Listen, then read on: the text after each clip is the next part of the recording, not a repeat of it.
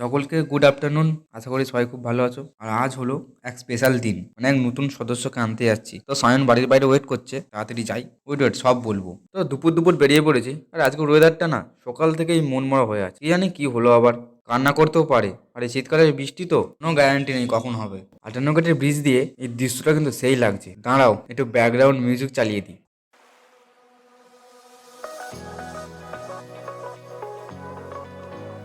দেখো, অনেকটা পথ যাবো তো, তাই পেট ভর্তি রাখা ভালো, মানে গাড়িটা। কারণ রাস্তায় খিদে পেলে এমনি তখন এর খাবার পাওয়া যাবে না। মুভিতে হয়তো তোমরা বাহুবলীর রথ দেখেছো, কিন্তু আমাদের এখানে দেখো বাহুবলীর প্রাইভেট বাস আছে।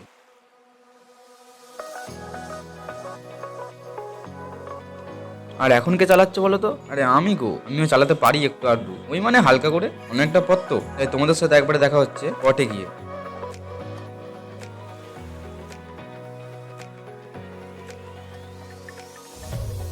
তো ফাইনালি আমরা এসে গেছি। আর তোমরা বুঝেই গেছো, আজ আমরা সায়নের সাথে এসেছি তার নিউ ফোন কিনতে। তো সায়নের একটা দাদা কথা বলছে, আর দিকে দেখো কত ফোন। ইচ্ছা হচ্ছিল সবগুলোই কিনে নিই, কিন্তু কি করবো এত ফোনের। भाई साहब कुछ ज्यादा नहीं हो गया ये?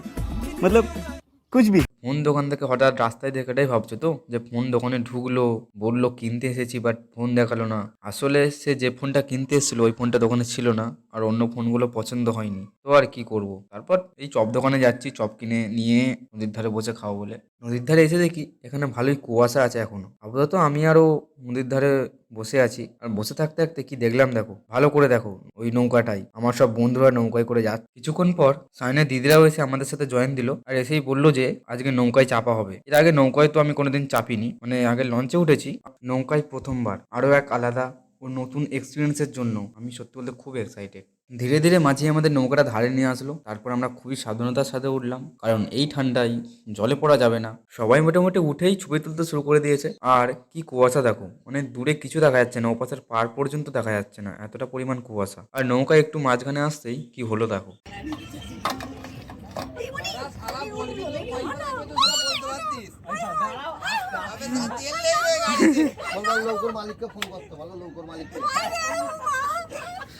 বনশ্রীতে একটু ভয় পেয়ে গেছিল, মানে অনেকেরই এরকমটা হয় যখন নৌকা একটু দোলা খায়, মানে কারো অভ্যাস না থাকলে এই জিনিসটা হয়। তবে নৌকায় বসে নদীর মাঝখানে এক আলাদাই অনুভূতি। আর এখান থেকে পাড় দেখতে বেশ লাগছে। আর ক্যামেরা অন করলেই ও মোটামুটি রেডি থাকে পোজ দেওয়ার জন্য, ওকে বলতে হয়। নৌকার মাঝেই সবাই হালকা করে একটু চপমুড়ির ফিস্ট হয়ে গেল।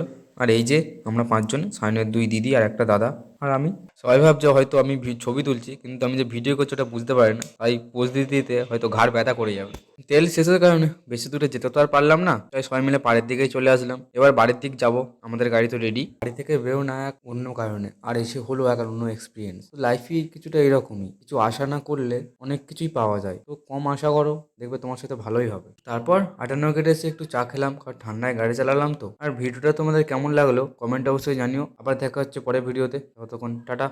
তুমি বৃষ্টি চেয়েছো বলে কত মেঘের ভেঙেছি মন, আমি নিজের বলতে তোমার